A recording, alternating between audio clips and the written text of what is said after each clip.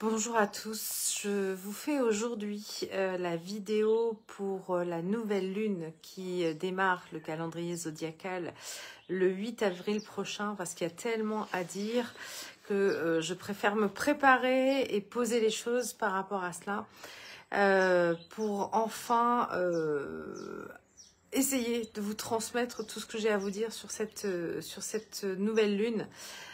Qui est éclipsée, puisqu'il y a une éclipse solaire qui aura lieu en même temps et qui sera conjointe exacte à Chiron. Donc ça fait beaucoup de choses. Alors je vais prendre les choses les unes après les autres pour essayer de ne rien oublier déjà, la première chose. Avant cela, j'ai une sorte de petit message préalable à faire passer.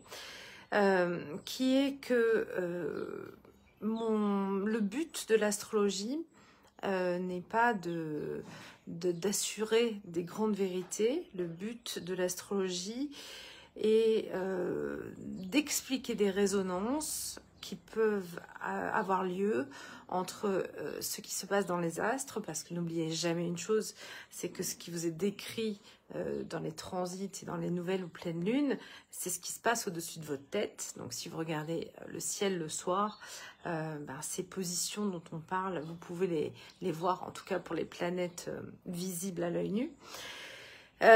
Et ce que je veux dire par là, c'est que il n'y a aucune volonté de soit faire peur, soit d'annoncer des catastrophes, soit d'annoncer des pseudo-vérités, puisqu'il n'y a jamais de vérité, on est bien d'accord là-dessus, que chacun a la sienne, et surtout qu'il s'agit aussi toujours d'un point de vue, parce que quand on parle de quelque chose qui est désagréable, c'est souvent aussi par des événements dits désagréables que l'on évolue, que l'on est obligé de trouver des actions potentielles à mettre en œuvre afin de trouver des solutions, afin d'agir pour pouvoir avancer.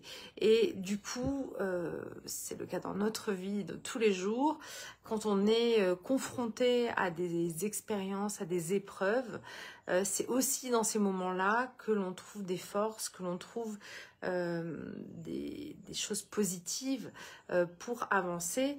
Et du coup, ce que l'on appelle des aspects difficiles en astrologie, ce sont aussi toujours des dynamiques pour faire bouger les choses, pour faire avancer les choses. Et les aspects plus agréables sont plutôt là pour entériner, mais du coup, ce ne sont pas les aspects qui nous font vraiment travailler. Donc, c'est important pour moi de poser cela, parce qu'il n'y a pas de volonté de catastrophisme ou de choses comme ça dans ma manière de présenter les choses. Et vous allez pouvoir l'entendre peut-être dans d'autres présentations vidéo de cette nouvelle lune. Mais sachez qu'en tout cas, ce n'est pas dans mon cas ma volonté ni de dire que voilà, d'annoncer des choses qui peuvent faire peur encore une fois. Mais néanmoins, je ne suis pas là non plus pour embellir, je suis là pour transmettre des informations telles que l'astrologie a pu aussi le permettre à travers les âges, et l'expérience qui découle aussi de l'astrologie nous permet de faire des parallèles avec des expériences précédentes et du coup de possiblement déterminer des choses qui peuvent se manifester. Voilà, ça c'est important pour moi de poser ces conditions d'écoute parce que je crois que il est nécessaire vraiment de se dire que chacun reçoit le message dans sa mesure. Surtout que cette nouvelle lune, elle vous parlera individuellement par rapport à chacun vos thèmes natal. Excusez-moi pour la faute de français. Donc chacun a une résonance particulière avec les aspects des évolutions des transits. Et donc chacun n'a pas la même ouverture pour vivre les choses. Et puis il y a ce qu'on appelle l'astrologie mondiale, c'est-à-dire on pose les planètes telles qu'elles sont à l'instant T et on en déduit des choses par rapport à ce qui se manifeste, encore une fois, dans les astres. Et c'est important pour moi de toujours relier cela à quelque chose qui est tangible et qui est au-dessus de notre tête dans l'univers. Voilà. Donc, nouvelle lune en bélier. Donc, c'est la première nouvelle lune de l'année zodiacale, puisque je vous l'avais expliqué la dernière fois. Nous fermions l'année zodiacale précédente. Donc, nous en rouvrons une avec le printemps, avec le signe du bélier. Et donc, cette nouvelle lune, donc dans le principe de la nouvelle lune, c'est donc une conjonction du soleil et de la lune. Et la lune occulte le soleil, ce qui fait que la nouvelle lune, on ne voit pas la lumière en fait du soleil. Et là, on va en plus avoir dans cette nouvelle lune une éclipse solaire. C'est une des plus rares dans le principe des éclipses. Les éclipses solaires, c'est quand la lune se met entre la Terre et le soleil, ce qui fait que ça occulte l'ensemble du soleil et donc le soleil tout d'un coup devient noir, n'apparaît plus en pleine journée et elle sera visible en Amérique du Nord, principalement au-dessus de la Californie et du Mexique, puisque c'est à cet endroit-là qu'elle se déroulera pour ceux qui peuvent la voir.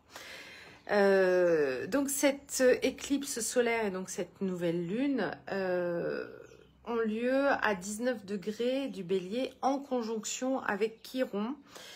Chiron qui, j'imagine que vous le savez, est un astéroïde ou un planétoïde selon certains, qui correspond au guérisseur blessé. Dans la mythologie, Chiron, c'est un centaure qui était à la base un dieu, qui a eu une blessure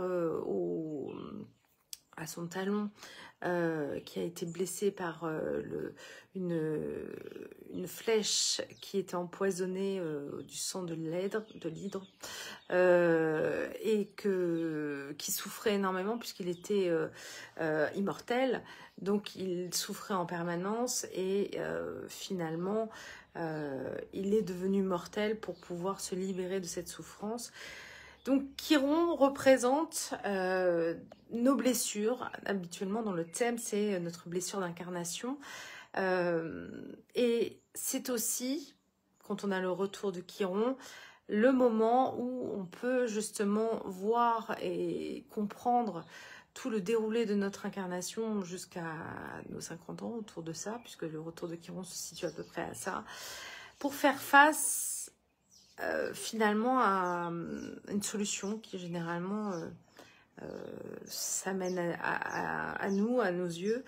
Et cette conjonction donc de cette nouvelle lune à Chiron à un degré exact, puisque si je vous le donne, c'est 19 degrés 24 pour les trois, ce qui est quand même assez incroyable d'avoir exactement la même position, vient donc nous parler d'une nouvelle lune, c'est-à-dire le moment où justement la lune ne reflète pas la lumière du soleil et en même temps d'un soleil qui est occulté par cette lune entre le passage de la lune entre la Terre et le soleil. Donc on est vraiment dans cette notion d'ombre, de moment d'une renaissance potentielle aussi, mais d'un moment où la lumière qui permet de voir, qui permet d'illuminer, qui permet de mettre au jour, n'est pas là. Et donc, quelque part, nous force à regarder plutôt à l'intérieur de soi.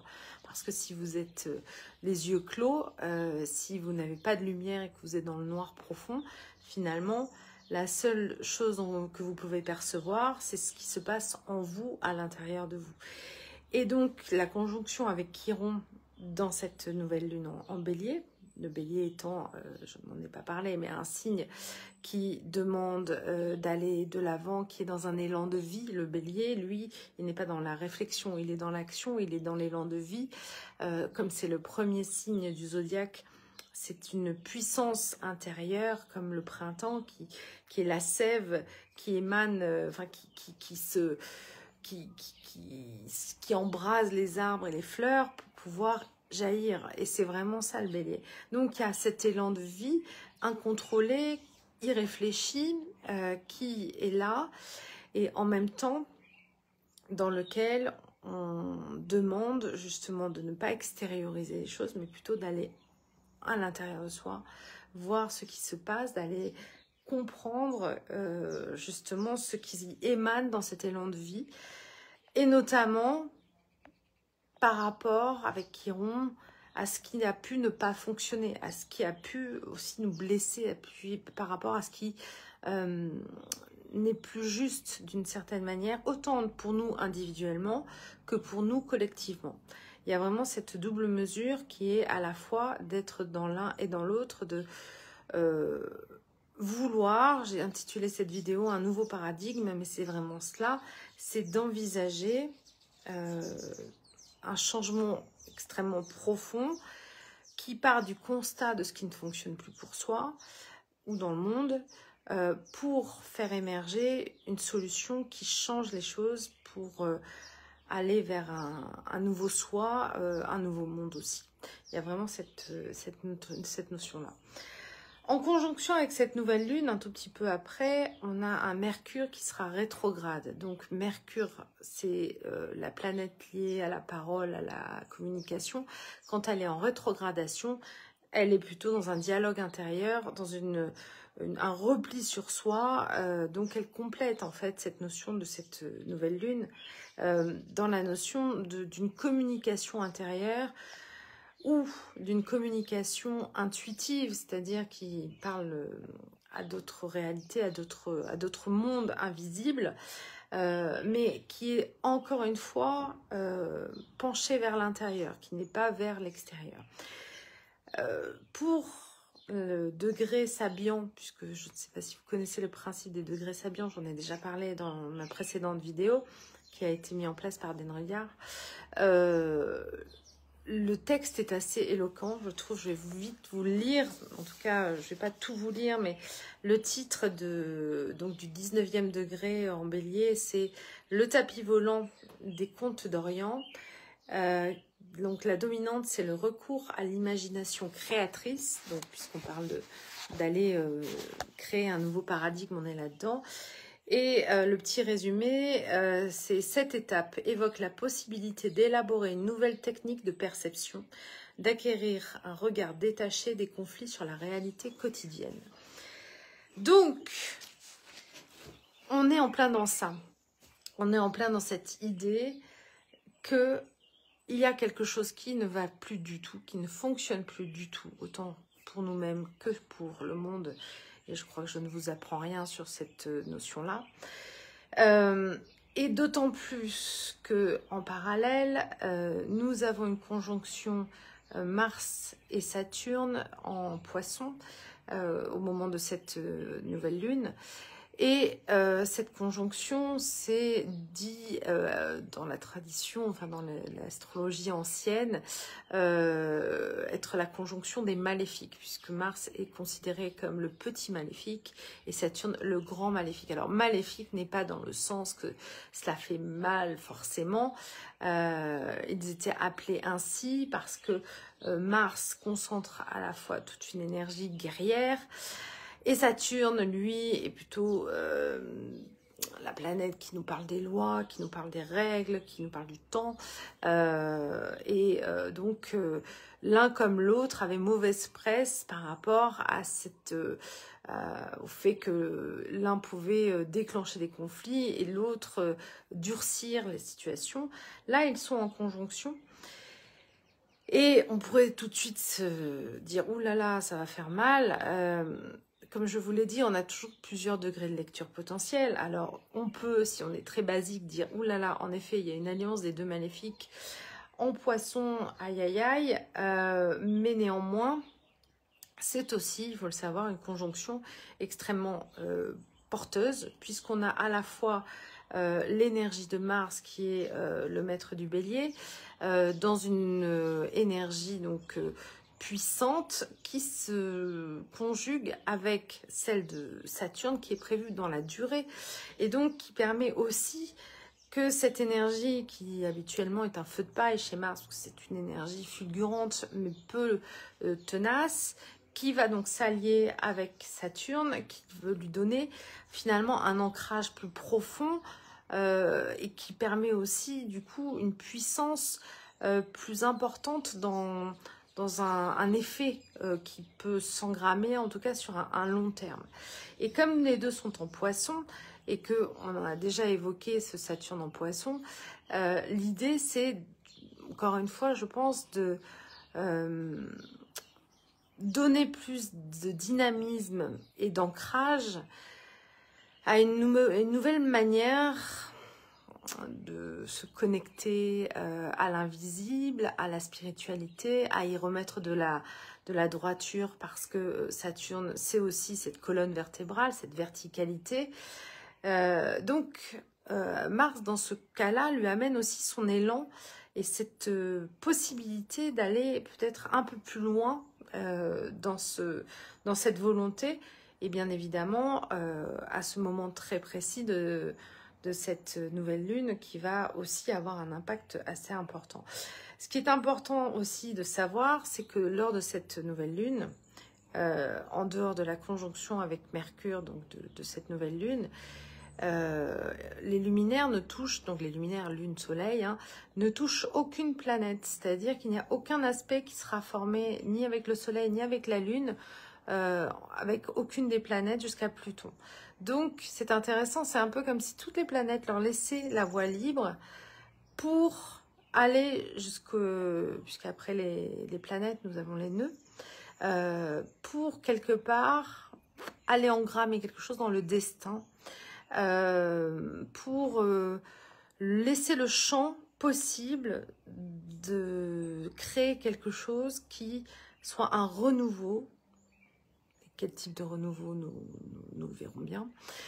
Mais un renouveau qui nous permette d'accélérer en tout cas un changement d'une situation, d'un état d'être qui ne fonctionne plus. Et là-dessus, j'ai pas mal de pensées à vous transmettre, parce que je ne vous l'ai pas encore dit, mais dans la foulée de ce 8 avril, où nous avons donc cette nouvelle lune éclipsée, conjointe à Chiron, conjointe à Mercure rétrograde en Bélier, nous aurons l'aspect le plus important qui se déroulera le 21 avril et qui sera la conjonction d'Uranus avec Jupiter en Taureau. Donc je vous reparle dans très peu de temps également, qui est donc l'aspect le plus important en effet de cette année, parce qu'il a des conséquences potentielles là aussi que l'on va évoquer et qui pour moi sont tout à fait reliées à la fois à la première éclipse de la pleine lune il y a 15 jours, à la nouvelle lune également éclipsée qui arrive le 8 avril et qui enchaîne derrière toute cette préparation pour cette conjonction Uranus-Jupiter en Taureau le 21 avril. Donc quand je parle de voies qui s'ouvrent, pour moi c'est vers cela qu'on est en train de mettre les choses en place. Ce qui est intéressant aussi, c'est que cette nouvelle lune, le seul aspect d'une certaine manière qu'elle fait est un quinconce à la lune noire moyenne, et la lune noire moyenne, c'est Priap, selon Luc Biget d'ailleurs.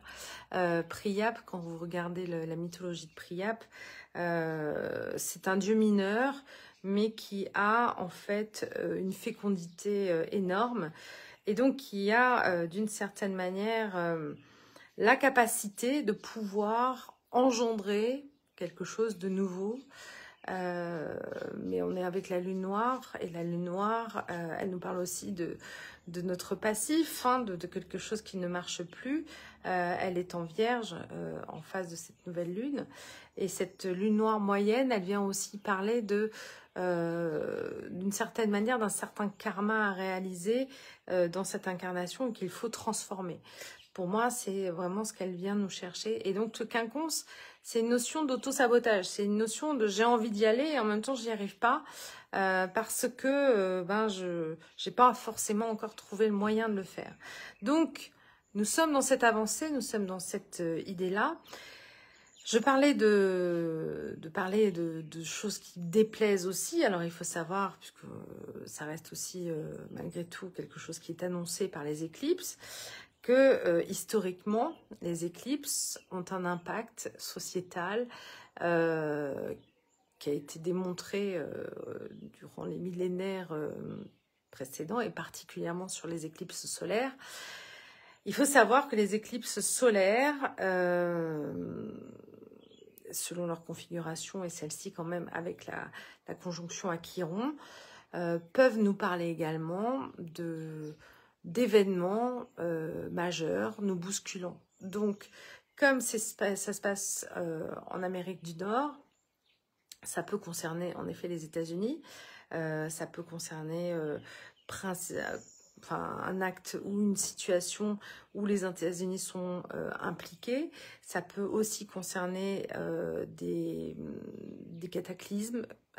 Et c'est vrai qu'aux États-Unis ou à cet endroit de la Californie, il y a la faille de Sant Andreas par exemple aussi. Alors je ne suis pas là pour annoncer encore une fois soit qu'il y ait la guerre, soit que la faille de Sant Andreas va se réveiller à ce moment-là. On n'en sait rien, on verra bien. Mais encore une fois, c'est reconnu que les éclipses solaires ont un impact majeur. J'ai beaucoup travaillé la question, j'ai beaucoup lu sur les éclipses. Et c'est vrai que certains